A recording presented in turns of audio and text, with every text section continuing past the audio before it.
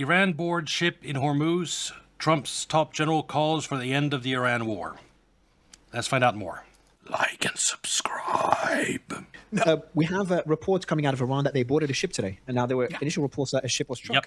And then the Iranians are claiming they've boarded a ship in the Strait of Hormuz. So this is happening while... So the ship that was targeted today is an Emirati ship again from the company ADNOC, a vessel belonging to the Abu Dhabi National Oil Company. Why do they keep trying to sneak through the Strait of Hormuz when it's obviously not working?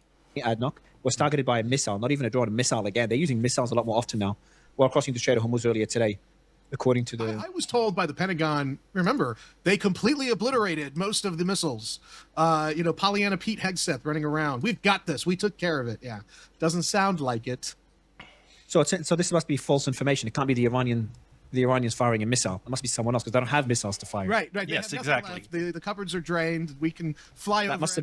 That must have been a Turkish missile. We got to attack Turkey now. We got to attack Turkey. Well, the Israelis would love that. Exactly. So that's a fourth tanker from that company targeted so far this week. So they're going after targeting UAE. Which is interesting because they stopped attacking the UAE mainland for since the MOU, but they're striking those ships. I don't know if it's because it's UAE or they struck a lot of ships and it's just the Emirati ships that are the ones trying to sneak out of the Omani side. Well, they're connected because the UAE wants to be part of an Israeli-U.S. condominium. That's what they want. They don't really. Clearly, the UAE is not comfortable with some of these other kind of ideas being bandied about independent sort of Arab state alliances. In those alliances, the UAE will be marginalized. And so, from a UAE perspective... Why would it be marginalized? Because that's just the way they've always been treated by the larger Arab states. They're sort of an appendage. So it makes sense that the leadership of the UAE are saying, hey, look, we can get better deals for ourselves on a strategic level, not necessarily an economic level, which I think they need to be thinking more like. But I think they're looking at it from a military angle. Well, we stay close to the Americans and the Israelis, we get a better deal. But that's not going to work out because the Americans we're pretty much at the end of what we can do. The Israelis are... Yes, you don't want to tether yourself to a dying empire. It's not a good long-term strategy. Whatever they're saying, there's a limit to what Israel can do, and they're certainly not going to stick their necks out for the UAE. If I were the UAE, I would be cutting deals. I would be trying to play with the Arabs more. I'd be trying to cool things down with the Iranians. I would be ratcheting down whatever, military cooperation I have with the U.S., go into a neutral standpoint. That's where they need to be. Middle powers have to be neutral powers. Yeah, neutrality is good, but also... Someone tell that to Ukraine. Well, again, I've said this many times, deterrence is crucial as well. And yes, I think there's a lot of weaknesses to being aligned with the Israelis and the Americans. The Americans are weaker now than they were before this war. But the alternative isn't that great either. It's terrible. Earlier. Exactly. Like if the Iranians, let's say it's against Iran, let's say this deterrence is against Iran, because obviously that alliance is also deterrence against Israel. That's a separate long-term discussion. For deterrence against Iran, if Iran attacks Saudi, Turkey's not going to attack Iran. Neither is Pakistan. So those countries are a lot more averse to getting into war. They don't have the same capabilities. The Israelis and the Americans are a lot more hawkish and they're a lot more willing to get into kinetic action if needed.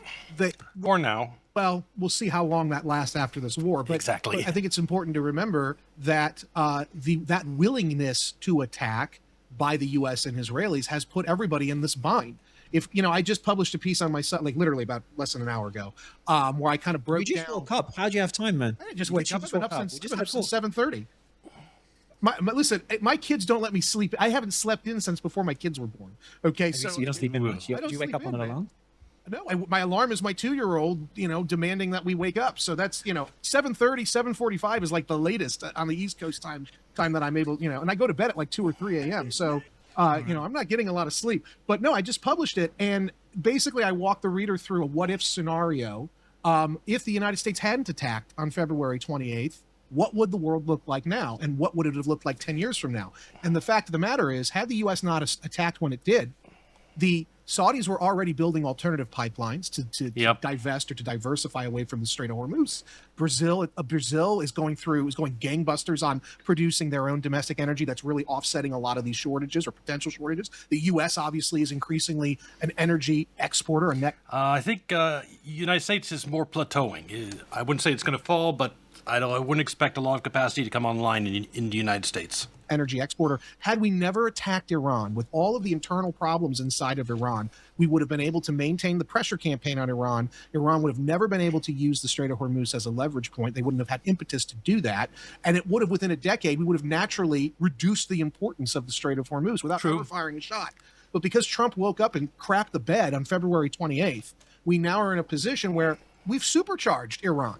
Right, we had Matthew Ho on yesterday. I talked to him, and he basically said, Brandon, you're looking at it wrong. He said, you and all the other analysts are talking about the Strait of Hormuz as if it's this own entity. He said, we really need to widen the aperture and talk about the Persian Gulf, of which the Strait of Hormuz is obviously a key waterway. But he said that what we're doing is we've officially turned the Persian Gulf into an Iranian lake, like the Caribbean is in America. Very true. Iran now dominates the Persian Gulf. No question about that. American lake. And so and we've done that. Had we never fired a shot on February 28th, none of this would have happened. So, if I'm the Emiratis, I'm sitting there going, can I rely on the Americans to not do something crazy stupid that's going to get me killed? I think a more circumspect foreign policy for all of those Arab states and a policy of neutrality is the best way forward now. Yeah, but a policy of neutrality is definitely a great idea, but declaring neutrality or acting with neutrality without having a plan B in case it doesn't work, in case you get a more hostile Iranian government now or in 5 years or in 10 years, that's definitely not a smart strategy either. So that's why I've always advocated for all these Gulf countries. They need to come together, but I don't blame them for diversifying their alliances as well. Like everyone I've spoken to about the Pakistani, Turkish, Saudi alliance, no one is taking it seriously, at least not the people I've spoken to on the... That alliance was signed in Mecca, which I think gives it a little bit more oomph, more importance, as it really makes it a Islamic alliance. But we'll have to see. I don't think it has much teeth yet. The show. Larry, for example, suddenly yesterday, he made a very good point that if the Iranians attack Saudi, the Pakistanis are not going to get involved. And he made the same point for the Israelis. So he thought this alliance was a whole lot of nothing, just fluff. And he makes a valid point. Now, if it expands further, I think if it starts to include more countries that could embolden them, that could become a... May I ask why you are so pro-Iran? Well, it's more like I'm anti-deep state, anti-the U.S. deep state. I know that the reason we're going to war with Iran isn't because Iran's evil, isn't because they're going to get a bomb, isn't any of that. It's because the U.S. wants to basically rape and loot the country. I know that, look at Syria. Look at what they did with Syria. Israel and the United States funded ISIS, genocided 1 million Christians. Now you have a former ISIS member leading country. It's terrible. If the United States and Israel win in Iran, they're going to balkanize the country. You could have millions dying in civil war. It'd be awful. So, yeah, I'm not really for that. I'm not actually against the United States. Would rather the United States not lose, and the way to not lose is to not start this war. That's a separate issue about who I'm for and against. Any war the United States start that it's going to lose is a bad war for the United States to start. So there's that. And I'm against the deep state, the people that hanged out with Epstein. And those people want this war. Stronger deterrent, a NATO-like alliance, including Egypt, other Gulf countries. But then the Emirates being left out. Emirates... Like Trump, well, Trump watches 3 hours of Fox News a day. He has a boomer understanding of the world. If someone who watches 3 hours of Fox News a day is, of course, going to hate Iran to the bone because they're being propagandized to an insane degree against the country. So, yeah. Trump isn't really good on international relations, on foreign policy this second term, sadly. It's Bahrain, Kuwait. That doesn't make sense either. It becomes the pariah in the region. So it's going to be very interesting. Also, it's going to be very interesting to see how Israel reacts to this as well, because this alliance is obviously a threat to Iran. By the way, Iran could eventually join that alliance. That is a very plausible possibility. Yeah. But I think long-term, so short-term, this is aimed at Iran. Long-term, the main country this is aimed at is Israel. And that's, it's been moving in that direction for a while, especially after the Qatari strike. Yeah, no, this is what we talked about yesterday. I will say somebody I know shot back at me on Twitter after our conversation yesterday and said, "You're naive if you think this is about Israel. Those countries you listed in that alliance are American vassals." I disagree. I think the so-called American Turkey. That's what this. I agree exactly. I said, look, I go, yes, they're Turkey less so. The Saudi Arabia and the others, yes, pretty much American vassals. But Turkey, that one is more swing state. Partners of the United States, but they all recognize, first of all, the American people don't want us engaged long-term in the Middle East the way we've been. They see the winds changing, but also they now see what happens when the U.S. gets involved militarily against Iran. The whole thing goes upside down. So they're trying to chart their own course. And I think that that's what this is about. Now, the question is, how effective will this alliance be? I think right now, I wouldn't. They're not going to go to war for each other. There's not going to be an Article 5. But, this is capacity building. I wouldn't write it off because the U.S. has failed so miserably in this war. We have so badly delegitimized our own, idea or our own. Yeah, that's another reason you don't start this war, is it humiliates the United States military. And I have to say, another reason I'm pro-Iran is Trump keeps lying about everything with regard to this Iran war, whereas the Iranians overall aren't lying. They say there's no negotiation. Trump pretends that there's negotiations. And from all the facts that we can tell so far, whenever that's been the case, the Iranians were telling the truth. Trump just keeps lying. So you can't be as sympathetic to the side that keeps lying. Image of being a competent military power, that these other countries have no choice but to start making their own sort of assessments and arrangements separate from the United States. And they are. Yeah.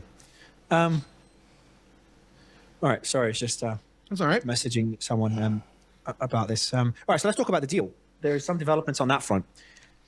It's not good, just to give you a heads up. It's fine. It's just for Mario. He gets all... The Iranians actually making demands scares him.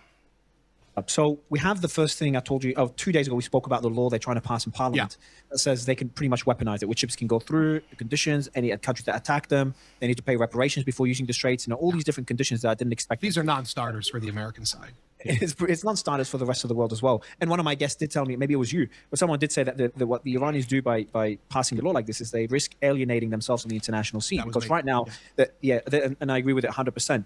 They're seen as the victim of a war of aggression that they won.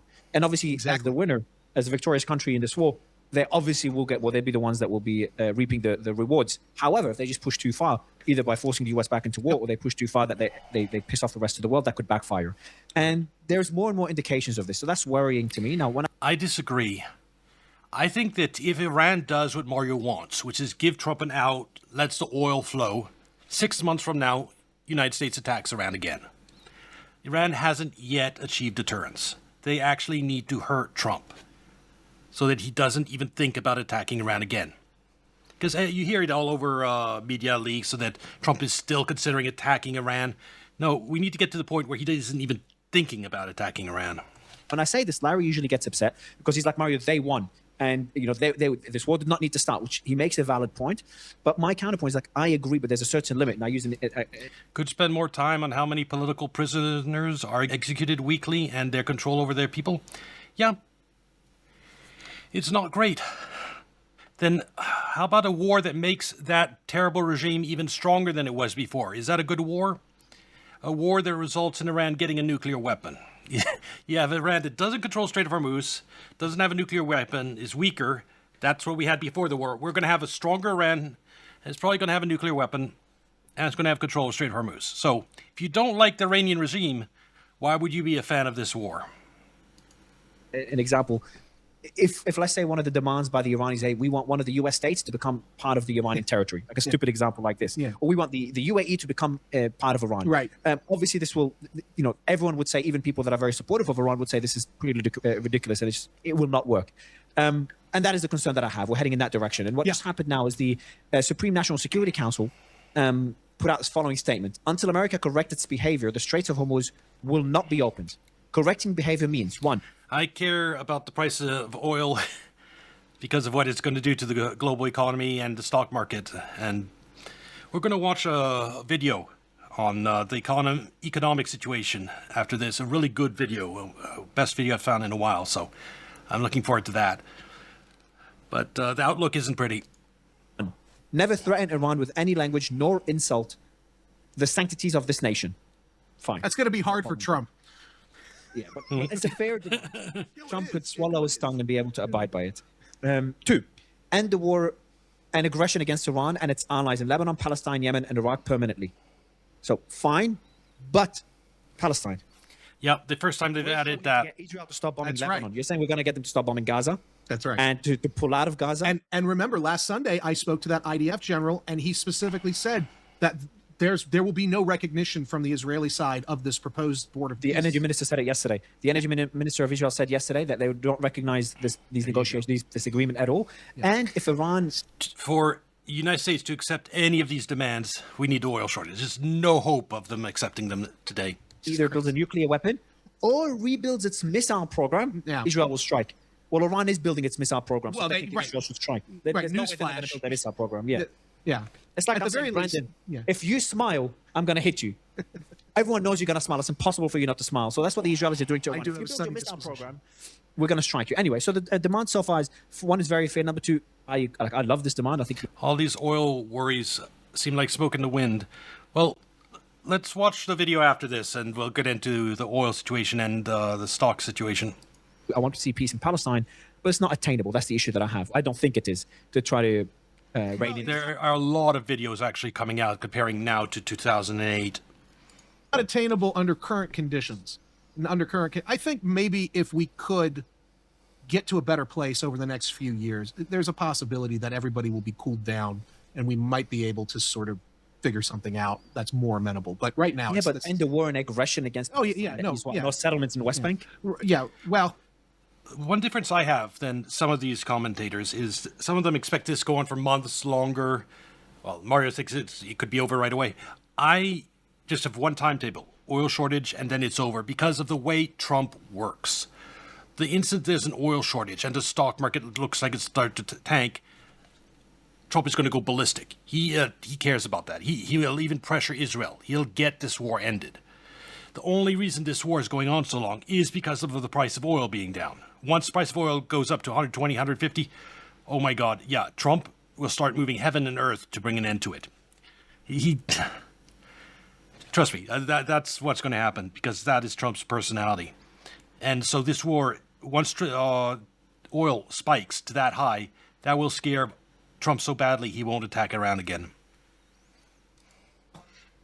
Right now, this is a biting off more than they can chew in Iran. This is a statement, so I don't know whether you remember this statement could be just to pressure the Americans to accept deal. And I hope that's all this is. I hope this is just a negotiating ploy. Oh, but I'm suspicious because this is an ideological regime, and they are very angry, and understandably so. I'm not saying that they shouldn't be angry, but there is a chance that the emotion of the moment is overriding the rationality, which is unfortunate if that's the case, because Mario, they've acted very, very coldly logical this entire time until now. So yeah, it gets worse though. There's 6 points. We've got 2 so far. Yeah, 2. There is a 2. So I'm the messenger here. I'm just reading what they said. Number 3, lift the naval blockade and withdraw U.S. naval and air forces from the area surrounding Iran.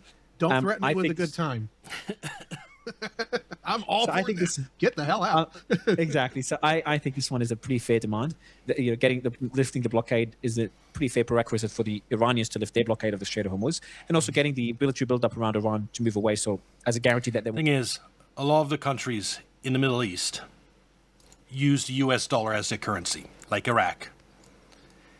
Once the United States gets out of the Middle East, that'll start reversing itself. And that's going to be bad for the United States because, for example, Iraq is getting pallets of cash flown in because it's selling its oil in dollars, and that's how it gets its payment, is pallets of cash flown into the country. Well, they might decide they don't want to use the U.S. dollar anymore, and they'll de-dollarize. What happens to the billions of dollars that are in Iraq circulating as currency? That comes back to the United States. Think of it this way. The United States has printed billions and billions of dollars that have gone and are circulating in the Middle East as currency. If those billions of dollars starts coming back to the United States, that causes inflation in the United States. So it's not like United States could just get out of the region and there'll be no consequences for the United States. There'll be a lot of pent-up inflation. It'll take years. It just won't be instant, but the countries will start to de-dollarize. Won't strike again. What makes it harder to strike again is a very fair demand. 3 more points. 4, pay the damages for the 2 aggressive wars imposed against Iran. Yeah. Well, that's the one I think they'll compromise on. If they can get fees for the Strait of Hormuz and control over the Strait of Hormuz, the compensation is less important. like I said yesterday, if this is something that needs to be done, there's a room for negotiation to say, hey, look, the frozen assets and the sanctions money, there's a way we can do it. But if it's going to be this way, you're doing is you're closing off the opportunity for peace. Yeah, so this is vague though. Pay the damages. Yeah. Maybe they would accept it in the form of unfreezing of assets. So hopefully they would, because if they're asking for reparations, there's no way the United States will pay any reparations. That's for sure. Number 5, lift the cruel and illegal sanctions against the Iranian nation. Yeah, I'm not an expert on the Chinese stock market. Could watch a video on that. So I've monitored the U.S. stock market a lot longer. A very fair demand, just to be clear. But this is a demand for them to open the Strait of Hormuz. Before it was part of the negotiations for the nuclear program, etc. So they're just kind of moving up the bar. Where it's the same and the nuclear program is never going to get a negotiation. Yeah, but that's also danger in trading.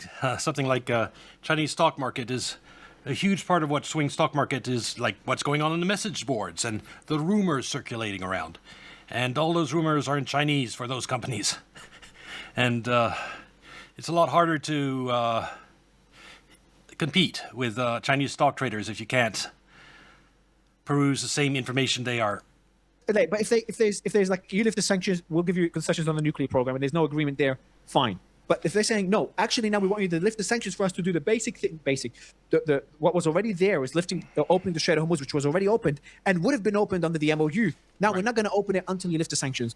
It's just the demands have been increasing as, and I was telling the colonel, I said, the demands now are becoming, harder. I don't trust financial reports in the financial sector in the United States. Other sectors, they're a lot better. But banks, it's not necessarily a dig against banks themselves. It's the accounting that has been put into place hides a lot of things. The standard accountings banks use. How do they achieve more? 2008 financial crisis gave us a preview of that. The banks, their balance sheets were full of holes, but you didn't see it right away. Demanding more extensive than they were during the MOU. It's the same demands, but they're a lot more, before it was vague, we'll do it later, we'll do it maybe in 60 days. Well, they seemed more reasonable back then. Even then, with the surrender document, like before they put the surrender document, imagine this is a humiliation.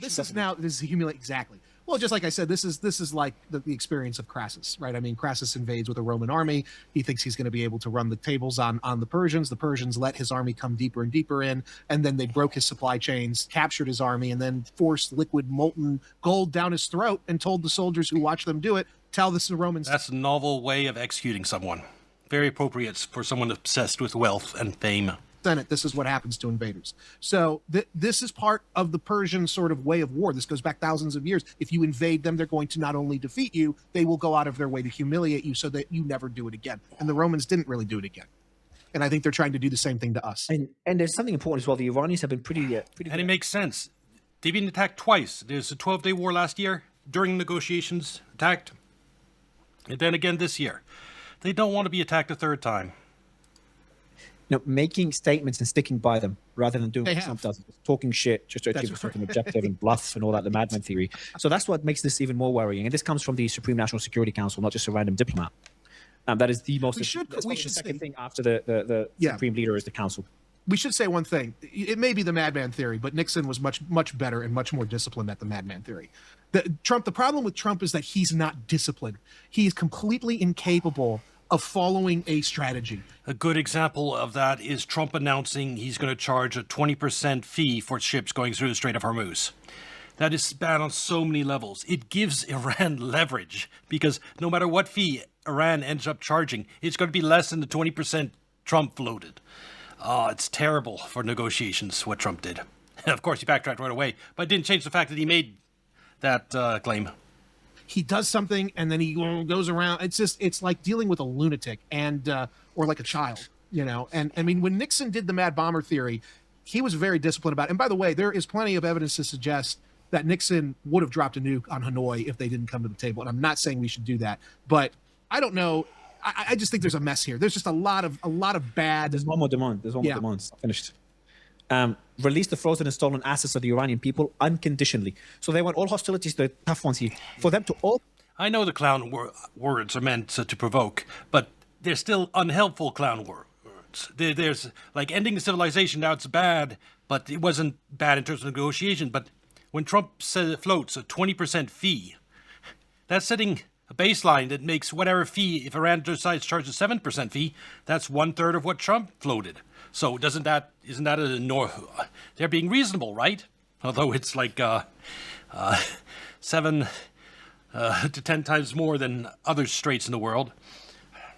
The 20% fee, it was just, I think, unhelpful in the context of the United States doesn't want anyone to charge a fee in the Strait of Hormuz. That has been the policy day one, all the war, except for that one day that Trump decided he wanted to impose a fee. Open the Strait of Hormuz, which was open before the war, which was open after the MOU, for them to do that, which was, again, agreed on just a couple of months ago, they now want all their sanctions lifted. They want all their assets unfrozen, all of them, without any conditions. The payment of damages, so that's separate now to assets. Remember, assets is 0.6, payment of damages is 0.4, so they're on separate points now. So we can't say unfreezing of assets to pay the damages. They've separated the two. They want reparations, so they want all the things in the MOU. I don't know if reparations were in the MOU, but they want all, I think it was. I think the United States failed to deliver on all its side of the MOU. So Iran was like, okay, we'll go back to the MOU, but you have to deliver first this time. All the things in the MOU, they want it right now to open the Strait of Hormuz. And number 4 is stopping the war in Palestine. I think that one is more malleable. Same way I've always thought Lebanon is malleable. Look, I would laugh if Trump said, I will crash the moon into Iran. But the example of the fee, just from negotiating standpoint, it gives the Iranians a very powerful talking point. And that's Trump's strength. He usually shapes the media narrative in his favor. He gives people nicknames. He manipulates the media. The fee is an example of him manipulating the entire media against him because it makes the United States look stupid. I mean, for every day of the war so far, he says no one should charge a fee. Then suddenly he decides we will charge a 20% fee. It strengthens the Iranian position. look at now, they're barely talking about Lebanon. I think, but the others. Well, also the Israelis aren't really Only reason it doesn't do more damage is because no one takes Trump seriously. conducting, offensive operations in Lebanon. True, but they're still in Lebanese territory. They are, but they're not. They haven't really been actively engaged in weeks. So that might also be why they're not talking about But there's demolitions happening on a daily basis. there's no doubt the Israelis are doing what they always do. Yeah. There's no doubt. This is a really bad Yeah, I hate moment. And the Israel just demolishing all the homes of private citizens in Lebanon so they can steal their land. The Iranians, I think, are going too far. But this is also because Trump, every time they started negotiating previously, Trump would kneecap them mid-negotiations and bomb them or restart the war or kill their leaders. I mean, people need to remember and I'm not justifying the way that Iran is behaving, because I think this is really counterproductive if they're really interested in a peace deal. Remember, right before the war began, we were negotiating with the Iranians, and then on February 28th, everybody woke up and we killed the Ayatollah and 40 other top leaders. It's very similar to what the Japanese did to the United States going into Pearl Harbor, where they lulled us into a sense of safety with those negotiations. And then the entire time those negotiations were happening, the Japanese ambassador knew a carrier fleet was moving to Pearl Harbor from Tokyo to attack. So we did the same thing. And it was dishonorable. I'm not a fan of Hegseth. No, he a war hawk. And I think he played a role with Netanyahu in misleading Trump into this war. And he's not helpful in getting us out of it. 80 years ago, when the Japanese did it to us, it was dishonorable when we did it to the Iranians. But I think the Iranians, this is another reason why they're acting like this, is because they're thinking, hey, the Americans can't be trusted. At the same time, I think that Trump is surrounded by a bunch of lunatics who very much want him to reopen the war. And, we've interviewed people who are supportive of the war on this network and or this channel. And every one of them most of them acknowledge there is now a depletion of long-range strike munitions, a depletion of air defense interceptors, but then they usually counter that with saying, well, we have achieved air superiority over Iran. We've destroyed or degraded their air defenses, so we can risk now using the more voluminous amounts of shorter and medium-range munitions against Iran. So this is what Trump is receiving as advice. And he's being told he can still win. So this is a very dangerous impact. I've got some information on this. There's a report from CNN on Dan Kane and the recommendations he's giving Trump. So on the deal, there's another statement by the Iranian army spokesperson. He says, Iran's new order in the Strait of Hormuz is irreversible and that Washington will ultimately have to accept it. Quote, the US has no choice but to accept the existing situation. Otherwise, it will incur costs far greater than those it has faced in the past. So yeah, pretty simple. The Iranians know the position they have, and all the things we talk about. The Iranians know everything, and they know more than we do because the intelligence they get from the Chinese. Exactly. So depletion of munitions, the midterms, and the Russians. The midterms, energy prices, depletion. So the key takeaway from all this so far is that the Iranian position is hardening, and they feel confident, and Trump is no way going to surrender to Iran, at least not at the moment, unless there's somehow more pressure brought to bear on him by, say, oil prices. Of munitions in the Gulf. Probably know a lot about these discussions that Trump is having with the other Gulf countries as well. So putting all this information together, do you really blame the Iranians for trying to get even more than they were before? No. Negotiations, because they're already, the fact that we're even talking about these things gives you an idea of how far we've gone from the ceasefire days. When the ceasefire was signed, again, I remind people, we were talking about, will there be fees? And most people I spoke to, I'd say it was 50-50 on whether Iran will be able to charge fees or not. Right. But obviously, as time passed, it's how much will the fee be? Right. What other limitations and restrictions will Iran place on the straits? JD Vance did an interview, and I took one part of his statements. I'll actually read a few of them, but there's one that's interesting of what he said. He says, we're really in the middle of the game here. The thing is not over. It's obviously not at the beginning. We're in the middle of the game about the Iran war. And we're playing a whole host of tools, diplomatic, economic, military tools, to ensure that we get the best outcome for the American people. I feel quite confident we will get there, but we're still a bit in the middle of the game. So, people could interpret this as he hinting that, military options are still on the table. They are. Or is he just creating that image that it is still on the table because it's a negotiating? Larry Johnson, in an interview later today, mentions that the people, I forget what they call it, CENTCOM, or the crisis team that is an indication that the United States is planning operations, has people have been called back from leave, and it looks like we're heading towards some type of strikes again. So, yeah, isn't that great? Tool. I think they are. To what extent could be debated? I'll read one more statement and I'll get your thoughts. He says, our expectation is you're going to see the same amount. Okay, this is important. Our expectation is that you're going to see the same amount of oil and gas come out of the Gulf that you saw before the conflict started. Fine. At one day, how soon is the question? That is what the Iranians told us. And they are going, that's what the Iranians told us they're going to do. That's what the entire Gulf coalition wants to do as well. But we don't trust, we verify. We actually we don't look at people's words, we look at people's deeds. We see some people within the Iranian system talk about tolling. The Iranians have told us they have no plans to toll the Strait of Hormuz. But again, we're going to see what action. Okay, look right here as an example. From day one, Iranians have been clear that they intend to toll the Strait of Hormuz. They've always, at every stage, been clear about wanting to toll the Strait of Hormuz. Has actually happened. So I don't know if he's paving the way now to tell the American people that, hey, they told us there won't be fees. Now they want to charge fees, even though the Iranians have always been saying they don't charge. Exactly. That's So probably they created the perception that... Yeah, someone's covering the war the entire time and look at the actual statement from Iranians. Yes, all along, they want to charge fees. They don't want a fee. All the Americans now, the people that just watch Fox News, they'll think there was never going to be a fee. Those crazy Iranians want a fee. Let's bomb these idiots. Now they're changing their negotiating position, when the truth is all along the Iranians have had the same position. I think the negotiations from the American perspective, they're not real. I think it's very clear now, based on those statements. I think that The negotiations being announced by Washington are just for the sake of the oil market and the stock market, to pretend that there's something going on when there really is nothing. is all to buy time. Their hope is that there'll be some temporary reopening like there was last month that'll help boost things along. And then the Iranians will basically, find themselves in a false sense of security, which I don't think they will, but I think this is the cogitations in the minds of many of the administration leaders. I really think we're going to be back at war. I really think they're going to try to do so. I think whether it's 3 weeks from now, 60 days from now, they'll probably try to push it till after the midterms, and it'll be cooler as well in that part of the world. So I don't think there's 3 months of oil. I know there's not 3 months of oil for them to make it to the midterms. not convinced, especially because the U.S. has no direct involvement in this. The Omanis are basically speaking on our behalf.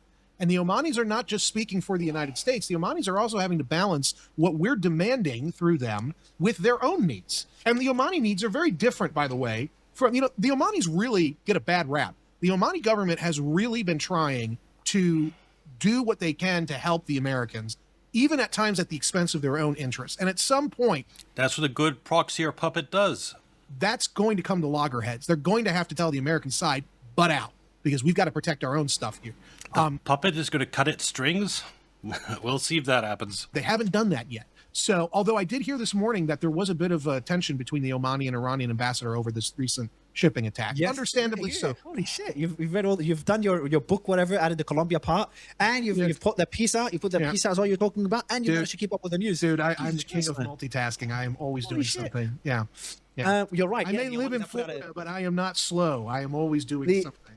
Yeah, because the Omanis did put out a statement for the first time criticizing an attack on a ship. They haven't done that throughout the entire war. And that's understandable. But it is especially because when I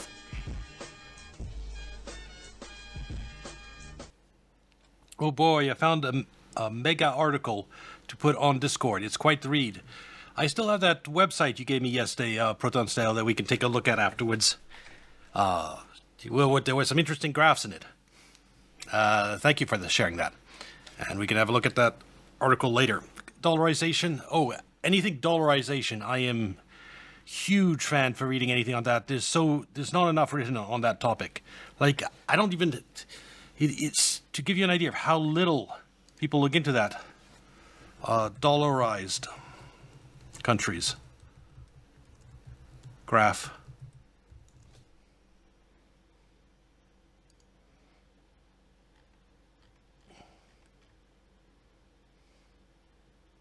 Okay, de-dollarization. Ooh, that's interesting. But yeah, let's see. Currency substitution. Is use of a foreign currency in parallel to or instead of domestic currency. Here we go. So this is actually pretty good. It's US dollar users. Green is US dollar users. Nicaragua is one. Why? I wonder.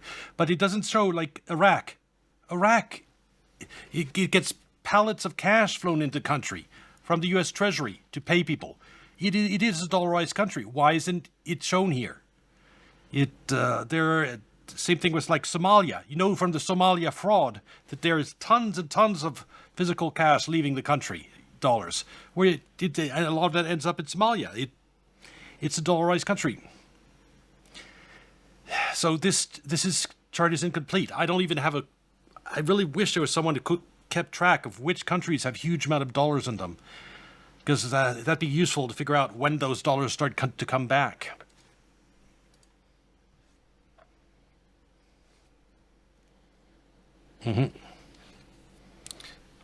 Yeah, hard for one journalist to realize all of it. Well, you'd think there'd be some university professor that would do research on that, but I guess they're discouraged from doing it. It's one of those taboo topics, unfortunately.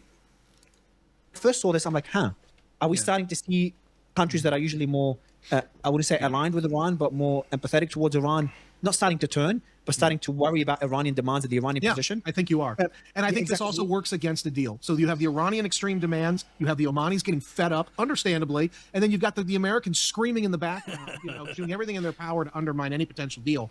So Absolutely. in my view, this is just a lull. And in 3 weeks or 30 days... And I've said this all along, oil shortage is the only way out of this impasse, this quagmire. It will bring Trump around. Or 70 days, whatever, the world will be back at war again over this ridiculous issue. I'll tell you what Colonel Wilkinson told me earlier. You'll like this.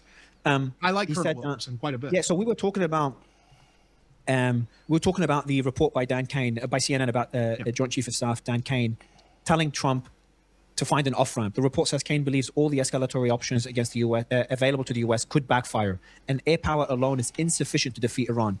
The report notes that Israel strongly advocated for escalation. Kane is looking for an off-ramp, according to one of the sources. I think it is just his way of protecting the military. I think it is just his way of protecting the military, another source told CNN, referring to Kane's discussion with other top national security officials within Trump's cabinet about the war. Trump has consistently appeared averse to the idea of deploying ground troops in Iran, instead signaling he believes the air bombing can force them to... Yes, that's something I knew. Trump, that part of Trump hasn't changed. He doesn't want to be dragged into something on the ground with U.S. casualties. It would be the final betrayal of his base if he started a war and actually sent troops on the ground where they died. A lot of people would turn on him for that. As long as it's just bombing, there's one core group of his supporters that will stick by to him.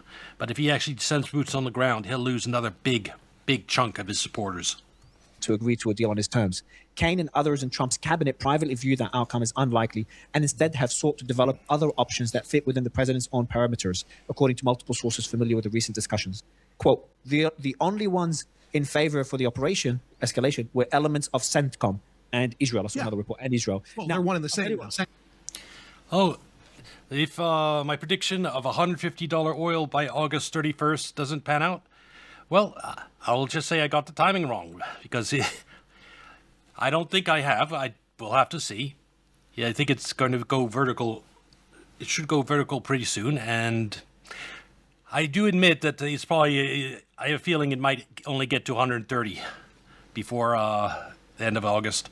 So I might be, we'll see. I still believe it's going to spike really soon. CENTCOM in Israel. Yeah, potentially, yeah. So what Wilkinson said is, like, there's two ways to interpret this. My way of interpreting it is that they're telling Trump, you have to walk away. But obviously their job is to also give him military options, not just give him their thoughts. So they would be advocating for the best options to walk away. But the way, and obviously giving him different options, which I'm sure. Well, there's no moving the wrong goalpost. If it's not by 150, it'll be. Will have been wrong. Includes ground troops, because air power alone won't achieve the objectives. And if Trump is like, look, I need to achieve that objective, or the Iranians are demanding something saying, Trump, there is no way I can accept it, then I'm going to say what Wilkinson said, but that would apply. And Wilkinson said is that his thought is, because of Israeli pressure, Trump will opt for, he'd look at the advice from Kaine. He's like, he's saying air power wouldn't work. And instead of looking, all right, my only choice is an off-ramp, he's like, okay, I have to send ground troops to achieve my objectives. That's exactly what's going to happen. Yeah. Yeah, but that's going to be quite a big question, is when oil price spikes. Once that happened, ground troops is completely out of the question. I actually think it's already out of the question. There was that one window where I thought they might do it, and they didn't. So no, I don't think it's going to be done. Every day now is getting also closer to the midterm, which is also a huge thing for Trump.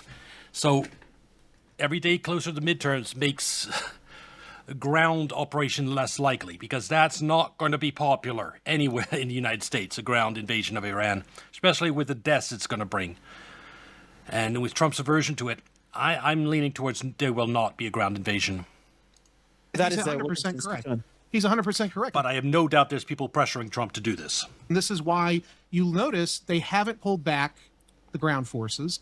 The 82nd Airborne remains rotated in. The MEUs, the Marine Expeditionary Units, are still basically in the area.